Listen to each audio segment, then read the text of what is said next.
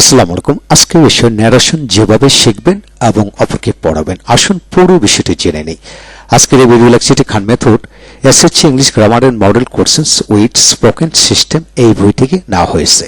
এখন আসুন, ন্যারেশন কেবল এক ক্লাসে 1 ঘন্টায় কমপ্লিট করা সম্ভব, তাই আসুন পুরো ভিডিও লেকচারটি থেকে পুরোটা পৌঁছে নেই। ন্যারেশন শেখার জন্য 32টি প্রশ্ন এখানে দেওয়া হলো। আপনি যদি ন্যারেশন পরিপূর্ণভাবে শিখতে চান তাহলে এই 32টি প্রশ্ন যদি আপনি পরিপূর্ণভাবে জানতে পারেন তাহলে ন্যারেশন সমস্ত জীবনের জন্য আপনার আয়ত্তে চলে আসবে। আসুন সেই প্রশ্নগুলি উত্তরগুলি একের পর এক এখানে দেওয়া হয়েছে। ন্যারেশন কি এবং কত প্রকার? বক্তার বক্তব্যকে ন্যারেশন বা পিচ বলে। ইহা দুই প্রকার, ডিরেক্ট ন্যারেশন, ইনডিরেক্ট ন্যারেশন। এখন আসুন, ডিরেক্ট ন্যারেশন কয়টি অংশ থাকে এবং কি কি? ডিরেক্ট ন্যারেশনের দুটি অংশ থাকে, একটা হলো রিপিটিং ভার্ব আর একটা হলো রিপিটেড পিচ। এখন আসেন, যেমন he said to me I am going to college now. সে আমাকে বলল আমি এখন কলেজে যাচ্ছি। এই অংশটা হচ্ছে রিপিটিং ভার্ব, এই অংশটা হলো রিপিটেড পিচ, অর্থাৎ ইনভার্টেড কমার ভিতরে যে অংশটা সেটা হলো রিপিটেড পিচ। আর সেড টু বা টোল এই জাতীয় শব্দগুলোকে রিপিটিং ভার্ব বলা হয়। এখন আসেন, ন্যারেশন ডিরেক্ট ন্যারেশন সাধারণত কত প্রকারের বাক্য পাওয়া যায় ও কি কি, এই জিনিসটা ভালো করে জানতে হবে। ডিরেক্ট ন্যারেশনে 5 প্রকারের বাক্য পাওয়া যায়, যেমন assertive, integrative, imperative, optative, exclamatory. এখন আসুন, অ্যাসার্টিভ সেন্টেন্সগুলো বলতে কি বুঝি? যে সকল বাক্যগুলি একটা সাবজেক্ট, একটা ভার্ব, একটা অবজেক্ট থাকে সেটা অ্যাসার্টিভ সেন্টেন্স বুঝিয়ে নেবেন। যেমন আই এম রিডিং ইংলিশ নাও, এটা হলো অ্যাসার্টিভ সেন্টেন্স। এখন আসে ইন্টিগ্রেটিভ হচ্ছে যে সকল বাক্যগুলি প্রশ্নবোধক রয়েছে সেটা হলো ইন্টিগ্রেটিভ বাক্য। এটা আবার 3 ক্যাটাগরি, একটা হলো সিম্পল ইন্টিগ্রেটিভ যেমন, আর একটা হলো ডাবলস ওয়ার্ড যুক্ত ইন্টিগ্রেটিভ আর একটা হু যুক্ত ইন্টিগ্রেটিভ। এখন আসেন, ইম্পারেটিভ সেন্টেন্স বলতে আমরা কি বুঝি? ইম্পারেটিভ সেন্টেন্স হলো যে সকল বাক্যগুলি ভার্ব প্লাস অবজেক্ট নিয়ে গঠিত সেগুলো হলো ইম্পারেটিভ বাক্য। এটা আবার 5 ক্যাটাগরি বাক্য পাওয়া যায়, যেমন do the work, don't do the work, please do the work, let me do the, let us do the, এই জাতীয়। ন্যারেশন করার জন্য প্রতিটা বাক্যর প্রকারভেদ জানতে হবে এবং ধরন জানতে হবে। এখন আসলে অপটাটিভ সেন্টেন্স হলো মে যুক্ত যত বাক্যগুলো আছে সেগুলোকে অপটাটিভ সেন্টেন্স বলা হয়। এটা আবার 3 ক্যাটাগরি বাক্য পাওয়া যায়, may Allah bless you, may you be happy, good morning mother, এই জাতীয় বাক্য, শুভকামনা যুক্ত বাক্য। 5 নম্বর হলো এক্সক্লেমেটরি বাক্য। এখানে 4 ক্যাটাগরি বাক্য পাওয়া যায়, যেমন hurrah, hurrah we have won the match, oh he has failed in the exam, fie she tells a lie. তারপর হলো 4 নম্বর হলো what a nice mobile he uses, এই জাতীয় বাক্য। তাহলে এখান থেকে আমরা শিখে নিলাম ডিরেক্ট ন্যারেশনের সাধারণত 5 প্রকারের বাক্য পাওয়া যায়। এখানে assertive, integrative, imperative, optative, exclamatory সেন্টেন্সগুলো আমরা এখানে জেনে নিলাম। এখন আসেন যেভাবে শিখব। ডিরেক্ট ন্যারেশনকে ইনডিরেক্ট ন্যারেশন পরিবর্তন করতে কয়টি নিয়ম প্রয়োজন ও কি কি? ডিরেক্ট ন্যারেশনকে ইনডিরেক্ট করতে 5টি নিয়ম প্রয়োজন। 1 হলো রিপিটিং ভার্বের পরিবর্তন, 2 হলো যুক্তকরণ, 3 হলো রিপিটেড পিচের প্রনাউন এর পার্সন পরিবর্তন, 4 হলো টেন্স পরিবর্তন, 5 হলো নকর্তসূচক শব্দ, দূরত্বসূচক শব্দের পরিবর্তন। এই হলো এই 5টি রুলের মাধ্যমে আপনি ন্যারেশন ডিরেক্ট থেকে ইনডিরেক্ট করতে পারবেন। এখন আসেন, প্রথম আমরা সকের মাধ্যমে শিখব, যেমন he said to me I am going to college now. এখন আসেন, প্রথম হলো 1 নম্বর হলো সেড টু এর পরিবর্তন হবে, 2 নম্বর হলো যুক্ত করা, অর্থাৎ কমা ওঠায় দিয়ে দুইটা বাক্যকে যুক্ত করতে হবে, 3 নম্বর হলো পার্সন এর পরিবর্তন মানে আই এর পরিবর্তন, 4 নম্বর হলো এম এর পরিবর্তন মানে টেন্স পরিবর্তন, 5 নম্বর হলো নৈকট্যসূচক শব্দ, দূরত্বসূচক শব্দের পরিবর্তন। তবে এটা খুব একটা থাকে না, তবে এই 4টা সবসময় থাকে। এখন আসেন অ্যাসার্টিভ সেন্টেন্স, এটা হচ্ছে সেড টু কিভাবে পরিবর্তন করবেন। বাক্যটি যদি অ্যাসার্টিভ সেন্টেন্স হয় তাহলে সেড টু বা টোল্ড অর্থাৎ রিপিটিং ভাবে যা থাকবে তাই বসবে, অর্থাৎ সেড টু থাকলে সেড টু বা টোল থাকলে টোল, আবার সেড টু পরিবর্তে আমরা টোল্ডও বসাতে পারবো, অর্থ একটাই। 2 নম্বর হলো ইন্টিগ্রেটিভ বাক্য হলে বাক্যটি যদি অর্থাৎ এই বাক্যটা যদি অ্যাসার্টিভ হয় যা থাকবে তাই, আর ইন্টিগ্রেটিভ হলে এখানে আক্সড হবে, এখানে কি হবে আক্সড হবে। আবার ইম্পারেটিভ হলে আপনি ভার্ব প্লাস অবজেক্ট যুক্ত বাক্য হলে টোল বা অর্ডার, রিকোয়েস্টেড, প্রহিবিটেড বা ফরবিড, অ্যাডভাইস বসাবেন, অর্থাৎ সবসময় টোল বসালে চলবে।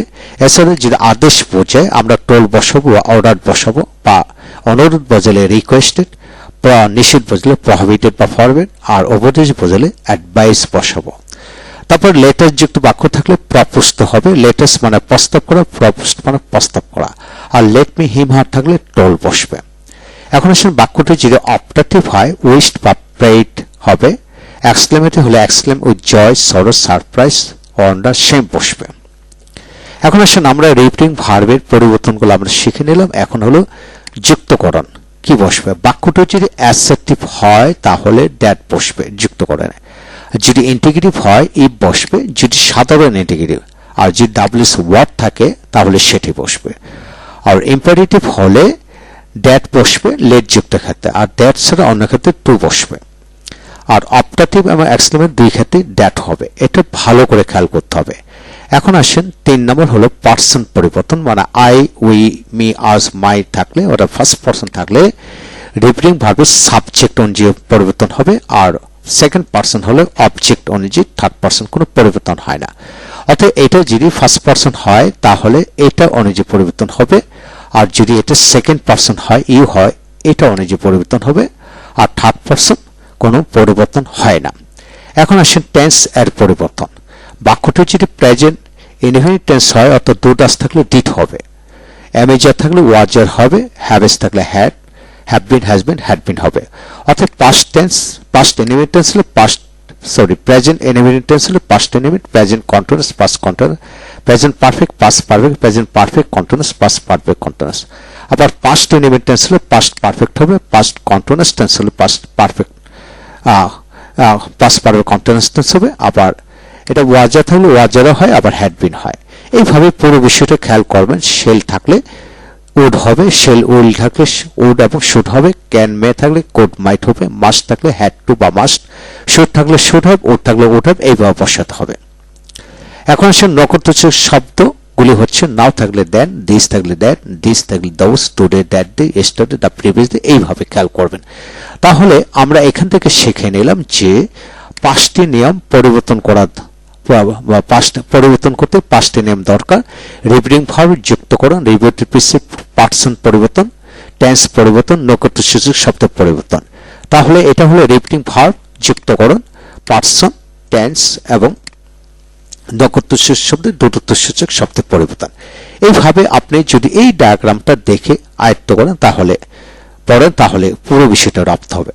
যেমন he said to me I am going to college now. He said to me থাকলে সেড টু মি বা টোল, এখানে টোলটা বসানো যাবে। হি সেড টু মি বা হি টোল্ড মি অর্থ একটি। হি সেড টু মি সে আমাকে বলল, টোল্ড মি সে আমাকে বলল। যেহেতু অ্যাসেপ্টিভ বাক্য সেহেতু এখন দ্যাট হবে। তারপর আই মানে হি হবে, মানে আই মানে এই যে হি হবে। সে আমাকে বলল আমি মানে সে, তার মানে হি, এম মানে ওয়াজ গোয়িং টু কলেজ, না মানে দেন। এই বাক্যটিকে যেভাবে করা হলো হাজারো বাক্যকে একইভাবে চিন্তা করে নিচে নামাবেন। এখন আসেন বিস্তারিত শেখা যাক। রিপিটিং ভার্ব পরিবর্তন আমরা ইতিমধ্যে শিখেছি। তা রিপিটিং ভার্ব পরিবর্তন মানে সেন্টেন্সটি অ্যাসেপ্টিভ হলে সেড টু বা টোল বসবে, ইন্টিগ্রেটিভ হলে আস্কড হবে, ইম্পারেটিভ হলে ভার্ব প্লাস অবজেক্ট হলে আপনি টোল বসবে, আদেশ বুঝলে অর্ডার, রিকোয়েস্টেড এইভাবে বসবে। আর লেটেস্ট থাকলে প্রপোজড বা সাজেস্টেড। আর লেট মি হিম থাকলে টোল হবে। অপটাটিভ উইশ বা প্রেইড হবে, এক্সক্লেমেটিভ জয়, সর, সারপ্রাইজ হবে। তার মানে আমরা রিপিটিং ভার্ব পরিবর্তন শিখে নিলাম। এখন হলো যুক্তকরণ। বাক্যটি অ্যাসেপ্টিভ হলে দ্যাট হবে, ইন্টিগ্রেটিভ হলে ইফ হবে, আর যে ডাব্লিউএস ওয়ার্ড থাকলে তা সেটাই হবে। আর ইম্পেরেটিভে ভার্ব প্লাস অবজেক্ট হলে তো হবে, লেট থাকলে দ্যাট হবে। অপটাটিভে দ্যাট, এক্সক্লেমেটিভ দ্যাট, তার মানে 3.5 জায়গায় দ্যাট হবে, আর দ্যাট জায়গায় ইফ ডাব্লিউএস ওয়ার্ড টু বসবে। এটা আপনি খেয়াল করে পড়লে মনে রাখলে চলবে। 3 নম্বর হলো আপনি পার্সন পরিবর্তন। ফার্স্ট পার্সন হলে রিপিটিং ভার্ব সাবজেক্ট অনুযায়ী পরিবর্তন হবে। কেন হবে? সে আমাকে বলল আমি মানে সেই, এই জন্য এটা সাবজেক্ট অনুযায়ী হবে। আর যদি সে আমাকে বলল তুমি মানে আমি, এখানে সেকেন্ড পার্সন হলে অবজেক্ট অনুযায়ী পরিবর্তন হবে। আর থার্ড পার্সন যা থাকবে তাই। এটা খেয়াল করে পড়বেন ইনশাল্লাহ। তারপর আসেন টেন্স পরিবর্তন। আমরা আগেও শিখেছি present indefinite, past indefinite, present continuous, past continuous, এইভাবে পুরো বিষয়টা আপনি খেয়াল করে পড়বেন ইনশাল্লাহ। আর নক্ষত্রসূচক শব্দ, দ্রুতত্বসূচক শব্দ পড়বেন। এটা খুব একটা বেশি থাকে না, অল্প মাঝে মাঝে পাওয়া যায়। তাই পুরো বিষয়টা এখানে দেওয়া হলো ইনশাল্লাহ। এখন আসেন, এই হলো ন্যারেশন পরিবর্তন করার পুরো নিয়ম। ইনশাল্লাহ এখানে অতিরিক্ত কিছু হালকা নিয়ম দেওয়া আছে, সেই নিয়মগুলি আপনারা বই থেকে পড়ে নেবেন ইনশাল্লাহ। এই হলো বিষয়। এখন আসেন আমরা অ্যাসার্টিভ সেন্টেন্সে কিছু এক্সাম্পল করব। সে আমাকে বলল আই ডু দ্য ওয়ার্ক, সে আমাকে বলল আমি কাজটি করি। সে আমাকে বলল যে সে কাজটি করেছিল। তার মানে হি said to me that he did the work, মানে ডু মানে ডিড হবে। তারপর হি said to me I am doing the work, he said to me that he was doing the work. He said to me I have helped my brother. He said to me that you মানে I had helped his brother. I had helped his brother. এইভাবে প্রতিটা বিষয় খুব সূক্ষ্ম সুন্দরভাবে tense ভিত্তিক এখানে example দেওয়া হলো। ঠিক all the same integrative same position একইভাবে দেওয়া হলো। ডাবলএস কোশ্চেন টেন্স ভিত্তিক একইভাবে প্র্যাকটিস করে দেওয়া হলো। আপনি যদি পুরো বিষয়টা বাংলা অর্থ সহ রিডিং পড়েন তাহলে সমস্ত জীবন পুরো বিষয়টা রপ্ত হবে হবে হবে ইনশাল্লাহ। কেবল এক ক্লাসে আপনি টেন্স কমপ্লিট করতে পারবেন, এক ক্লাসে ন্যারেশন কমপ্লিট করতে পারবেন। এইভাবে প্রতিটা বাক্যকে আপনি বাংলা টু বাংলা রপ্ত করে ইংরেজিতে রপ্ত করবেন ইনশাল্লাহ। পুরো ন্যারেশন সমস্ত জীবনের জন্য রপ্ত হবে ইনশাল্লাহ।